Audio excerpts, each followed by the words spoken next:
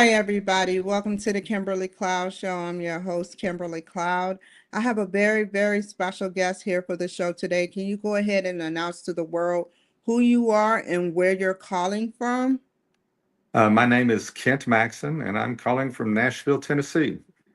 Wow, what is the temperature? I used to live in Fort Campbell, Kentucky, because I'm a veteran. So I Yeah, used to travel to the Nashville airport. Didn't they remake it to the Dolly Parton Airport, International Airport, or what happened with that?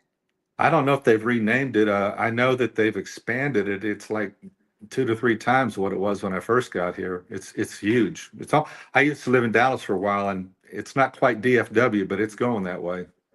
Wow, okay. And can you tell me a little bit about your past leading up into your present? Well, I grew up in Texas. I went to college at Texas Tech and have a degree in music. And I came to Nashville two times. First time from 1983 to 1992. And I left to take care of my family. At that point in time, I became the training manager for a very large audio company. And then in 2013, my ex-wife left. And so I didn't really know what I wanted to do. I didn't want to stay there. I didn't want to do the corporate thing anymore. So all I ever wanted to do was write songs. And I came back and tried to pick up where I left off the first time. So when you wrote these songs, was it something that you've been doing prior and using it as a hobby, or did you just say, I want to write songs and you started practicing on it? I actually started writing my first song I wrote when I was 5 years old. I was walking Wow. I was walking home from school, and it's a Pulp, Oklahoma of all places, and just started singing a song. I still can remember the first phrase of it, but don't ask me to sing it for you. So I started taking piano, and I was more interested in writing than I was piano, but I did both. And then when I went to college, I started out as a mechanical engineering major because that's kind of what you do when you're raised in the family I was raised in. You do engineering or something like that. And then after 3 years, things happened, and this is one of the stories in my book. But I'll make a long story short. I changed over to being a music major, and I got my degree in music. And this whole time, I'm writing music. But when you're in the college atmosphere, you don't write country music or pop music. You're going to be writing more classical or avant-garde and that kind of stuff. And then on the side, while I was doing that, I was going into the local studio and recording my songs there. And then when I left Lubbock, I moved to Nashville and kind of changed everything the way I was writing. Up to that point in time, it was more what I call the California sound, country rock. And then when I got to Nashville, I drifted more into the country thing. So I've been writing music my entire life. Wow. Was it a country song at 5? Did you always know you wanted to do country at 5? Like, how did you say, you know what, this is the genre I want to choose? Well, when I moved to Nashville, I was still kind of doing the same thing I used to do, the country rock, more like what I guess you call the Eagles would do. Uh, I Obviously like not as good as them, but I still was doing it. Uh, and here, when I moved in back in those days, you could literally walk in the door of a record label and show them your songs. And I found out very quickly that what they were wanting was an entirely different type of music. And so I started writing. One of the ways you connect in Nashville or get to know people and have the opportunities is you co-write. That's probably the number one way of networking here. So I started co-writing with people, and one of those, was Garth. And so little by little, my music changed just because of who I was writing with and where I was living. So it basically changed the sound. Okay, okay. And how was, to rewind a little bit, how was the classical music writing? Was it hard to learn? Was it, or was you like a Mozart at it? Like, how was it?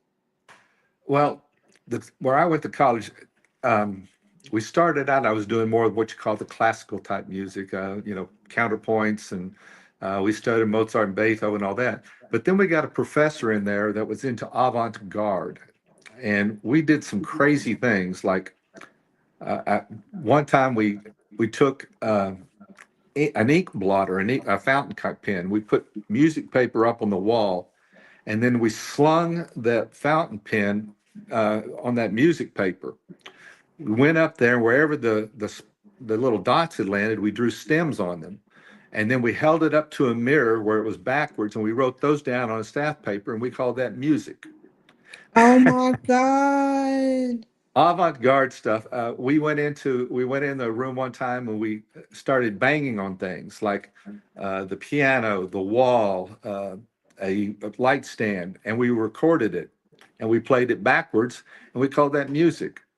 So I didn't fit in very well in that kind of music. So that's one of the it was hard for me to get my degree just because I didn't agree with that. But I also had some teachers, like I said before, all that took over, where I learned the rules of classical music, and I did a lot of things along the lines of a Beethoven or a Mozart, not nearly as good, obviously, but I did that. And then on the side, I was playing my guitar and going to the studio, and I was doing what I really loved. What are the rules for making classical music versus making country music? Well, I don't know if I explain all that. There's if you're doing like counterpoint, some of the rules that I can remember is like you never have what they call parallel fifths. And what that basically means is like on a piano, you're looking at a C and a G if you're writing four-part harmony, and you could not have those move in unison because it made a sound that was unpleasing. And that goes back to some of the rules that Bach was playing and counterpoint. And everything up to a certain point in music history was had a lot of tonality. But around the 1900s, a lot of different things were coming on in terms of atonality, and that basically means it didn't have to necessarily sound good. It was more of an intellectual thing. It was done by mathematics, to be truthful. So it's kind of hard to really describe, except that there was a lot of rules you had to play, and it was more about the form than it was. And that's not true, because there's some great pieces that came out of that, like Mozart and Beethoven were incredible. I used to love Tchaikovsky and Bela Bartok. They all had, Bartok especially, because he did like Hungarian, I can't even remember the words, but Is it Hungarian folk songs. folklore or something? Yeah, it was like folk songs is what he did. Yeah, so the music is basically to you, like from what you're saying, is mathematical. Is that what you're saying? Like There's music is basically math in it? there's a very, very, very, very strong correlation between math and music. Yes. Now, Wow. you can follow that, or you can follow, I mean, there's people who can do both, but for me, I write from emotions, and I try to find the sounds that create the emotions I'm looking for. Now, did you ever song like you wrote a song? Did you write it for Garth Brooks, or did y'all just collaborate together? We just wrote together. I mean, there's a couple songs that we did that obviously he could have. There's one song in particular I'm thinking of that he always told me was going to go on one of his albums, and so far it hasn't made it. But yeah, we just we come in a Nashville session. What you basically would do is you come in with some ideas. We call them hooks. Like my biggest hit that I have is called "From Where I'm Sitting," and then the rest of it is "I Can See Where I Stand." And you try to find something that's maybe a clever way of saying something everyone else has known, and then you develop the song around that hook. Okay. And tell me about your international radio and TV premieres. Well, when I came back to Nashville, I had to start from scratch. I'd been away for so long, and about a year after I came back, someone got a hold of me. I can't even tell you who, and said that this lady in Ireland, who I was told was like the biggest artist in Ireland, she was going to be doing an album, and they asked me to submit some songs. So I did, and I got 3 songs on the album. And the record label then contacted me, and they liked what I was doing. So they said, "We have this young artist. Would you be willing to write songs with him?" And I said, "Sure." So we wrote through the computer. We Skype writing. We talk and exchange words and had guitars on each end, and we wrote a bunch of songs. But 12 of those songs got on one of his albums that was called named the Country Album of the Year in Ireland. So a lot of the things that I've done, and I just had another 3 songs put on that same that lady did. Her name is Mary Duff. She did another album, and it's coming out oh, I'm not supposed to say the date. It's coming out shortly in September. Understood. Yeah, sorry about that. Almost let it slip. Well, at least you didn't, because a lot of people are going to be eager to want to know that date now. So tell me about the multiple industry awards you won, including a RIAA Gold Record for your hit single From Where I'm Sending. Tell me what that meant to you, that actual song, what it meant to you to choreograph it or actually be the narrative behind it. Well, that song's special for a lot of reasons. So I told you I was in Lubbock, and before I went to Nashville, I had a girlfriend, and we split up. And a couple months after we split up, I called her up and said, "There's a chance we'll get back together again." She said, "No, you just moved to Nashville. It's what you always wanted to do." So I was in a singing group, and I promised them that I would finish making the album we were with, and that I would finish the shows that we had booked. So the very last show that we had booked, September 18th, 1983, I know that's because it's the day before my birthday. I'm on stage singing, and she walks in with one of my friends. They sit on the very front table, and she sits in his lap and starts hugging and kissing on him. So I'm up there singing, and I said, "I'm standing up here dying, and you're sitting down there acting like a fool." That line went through my mind hundreds of times going forward. And uh, 4 years later, when I started writing with Garth, by that time I had changed it around to where it was from where I'm sitting, I can see where I stand. So I wrote that song, and it came out in 1997 with Gary Allan. And when it, I didn't even know it had been recorded until after it was released. But not long after that, the album sold enough that I got a gold record. And that was my lifelong dream, to be truthful. I mean, I can remember, I told you I started writing early. I remember laying in my bed in 8th grade praying to God, I want to have my music heard around the world. And when I got the gold record, it was kind of affirmation that I did something right. From where I'm sitting, tell me how would you feel like, what do you feel the audience can get out of it? Oh, it's true. There's some lines in there. One of my favorite lines. So the premise behind the song is a guy's in a club with his girl, and someone else comes up and asks her to dance.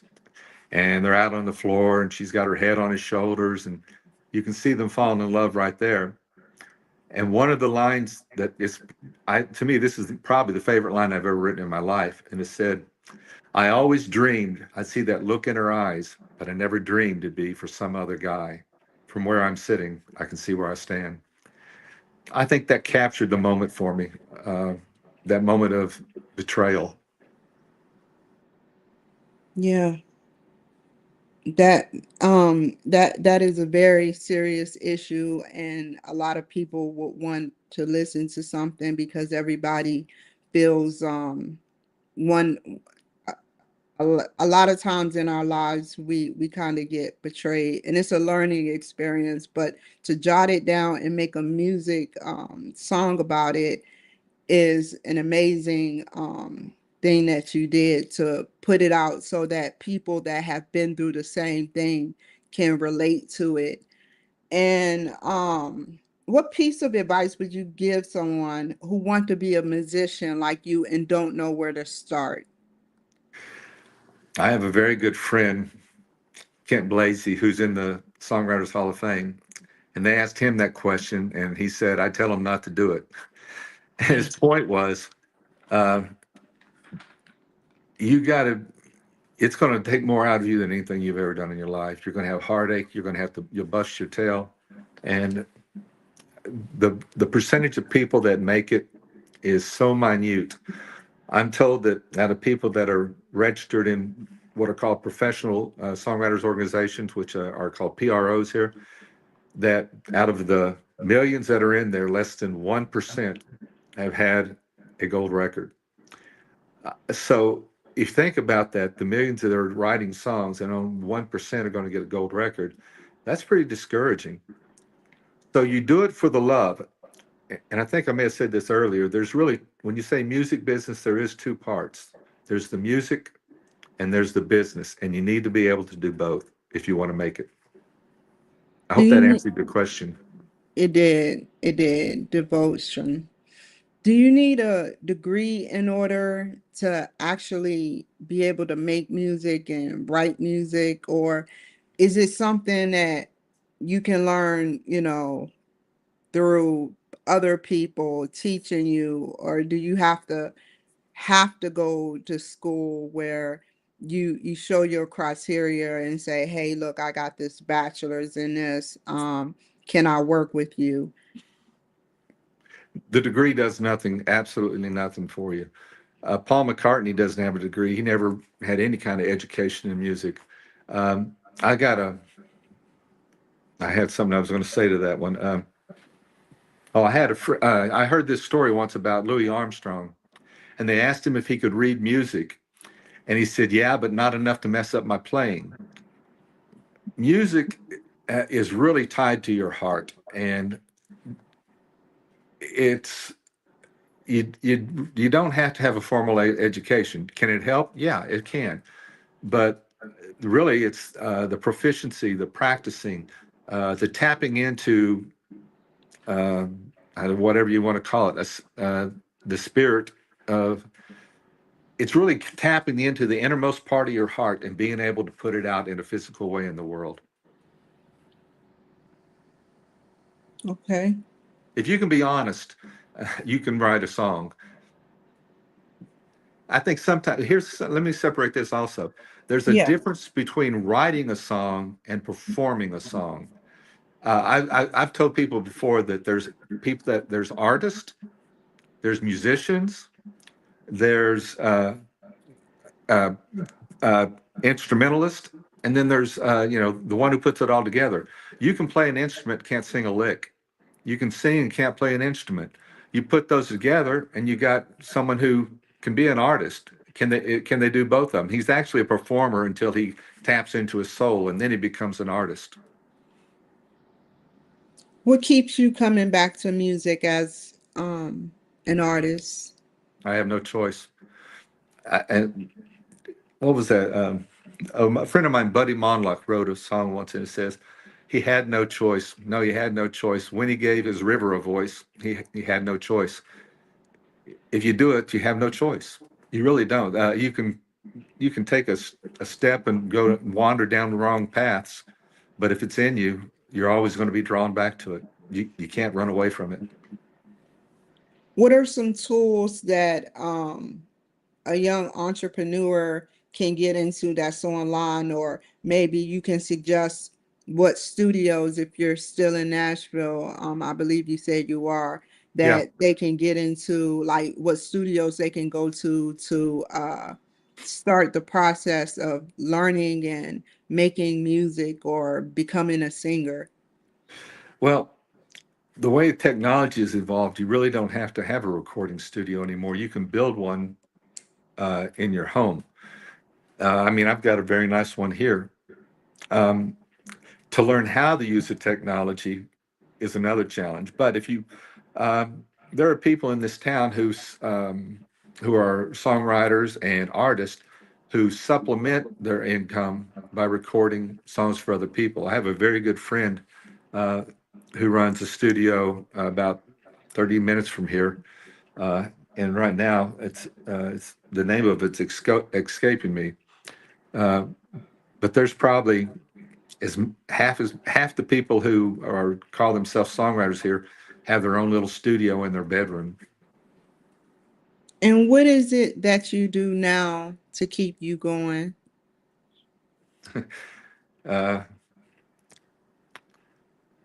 Pray, and I'd be lying to you if I didn't say every day I think about walking away from it. They've gotten with the payouts that you get through Spotify and Apple and the music streaming platforms. It's very few people are going to make money at it. You're going to have to play live, or you're going to have to do subscript, or like get your own page on the internet and have people buy into it. Making a living in music is probably one of the toughest things in the world. And like I say, there's not a day that I wake up that I don't think about walking away from it, but I can't. It's safe to say that some people strategically get lucky. Luck, yeah, a lot of people get lucky, but I heard someone say once that luck is the byproduct of hard work. So you keep working, and you just don't. When you get down, you pick yourself up. You have no if it's in you, you have no choice. I don't. I know that sounds cliches, but if it's in you, you really don't have a choice. It's what you were made to do. Tell me about the Texas Country Artist of the Year, Will Banister, and multi-platinum award winning songwriter Buddy Mondlock, and Irish songstress Mary Duff, and Irish traditional country artist Jordan Mogey, and Alyssa Trahan. Okay. Tell me about what those people mean to you and how they cross paths in your history. Well, Buddy Mondlock, I met him through Garth. He had the same manager as Garth, and Buddy Mondlock is a true artist. Um, he travels the world. He's gone to Ireland and England every year for the last 35 years on tour. He's a singer-songwriter who he's had songs recorded by Peter Palmieri, Art Garfunkel. He toured with Art Garfunkel, Nancy Griffith, just an incredible, incredible artist. And I was very fortunate. I said to meet him through Garth. Will Banister is based out of Texas, or he was. I think he's now relocated to Nashville. He just signed a record deal. He came out of Clovis, New Mexico, and one of my friends that I write with over in Ireland. So Will was touring Ireland, and my friend over there told him he ought to come write with me. So he came in from New Mexico, and we wrote a bunch of songs together. And one of them ended up on his album when he got the CMA Texas Country Artist of the Year. So the Jordan Mogey is one of the ones in Ireland. Jordan Mogey and Mary Duff are two of the artists that have done my stuff over in Ireland. And Alyssa Trahan is just the most talented young lady. She's from New York. She moved down here. She's open for some of the biggest names in the industry, and she tours. She's an engineer. There's someone who has a recording studio, and she does some great demos. And I met all of them, just through breaks and networking. I asked you this off camera, but what do you think about what's the future for mainstream country music? Do you think like it will become a new sound? Do you think that it will stay original to its roots? What do you think is to come for the future of country music? Well, it's kind of branched off. I mean, there's like, if you think of a tree, then there's like 3 or 4 different branches that came off of it. There's what they call traditional, which is going to be more like you would hear in the Hank Williams and Johnny Cash. Then there's something that's more like Americana, which is probably be like John Prine, um, maybe Buddy Mondlock in that one too. Then there's the modern country stuff, which You talk about Jelly Roll, and it's gone more towards the pop. So there's different, and then you go out, there's even bluegrass, which is straight out of the Appalachian Hills. So country really incorporates a lot of different mini genres, is what I guess I'll call it.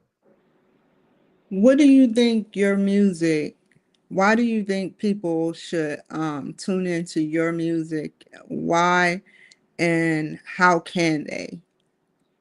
Well, I'm on all the streaming platforms. I have a website, www.kentmaxon.com. You can find me on pretty much any of the websites. Why should you follow me? I think because the songs are better than the singer, and pretty much anyone who's ever heard my music will talk to me about how authentic they are. Um, there's no pretense to them, and I think I capture a deeper part of what's in every one of us. At least that's what I'm trying to do, trying to make it universal. There's my songs usually have something that it's very seldom do I do something that's fluff. I'll do something that's a happy song, but most of the time I'm digging into the inner psyche. Okay. So you want to mentally help. How do you think your music can actually mentally help people grow with the genre you choose? And what genre you're at country, but what actual genre is it? Bluegrass? What is your style? I'm Americana. My idol growing up was Jim Croce, but I'm Americana. And why would someone want to listen to what I do? I think that I find a way to put into words something that all of us feel inside. That's what I'm known for. The people that write with me. Well, Garth Brooks said it in his quote: "What you see is what you get." I'm not pretentious. I'm pretty authentic, and I try to be transparent in what I think, say, and do. Well said. And once again, tell the people how they can reach you. My website is www.kentmaxon.com, spelled Maxson. That's probably the best place. I do have a YouTube channel, and I do play some shows around, but I'm mainly in the Southeast. So and I do go back to Texas every once in a while to play some stuff. But the best place would be my website. We're at in the Southeast. You're keeping a secret. People may want to visit you. Well, I live in Nashville, so I'll play, in Nashville, Kentucky, down a little bit to Alabama. So I don't go too far from home, within a couple hours. Okay. Okay. So if you are listening, if you see Kent Maxon's name, please visit him, and support his genre, which is Americano country. Thank you all for joining my show today. I appreciate you all for watching. Take care, be safe. Stay on the line, Mr. Kent. Take care, be safe, and I'll see you guys another time. Bye. Never waste my time. You are I want.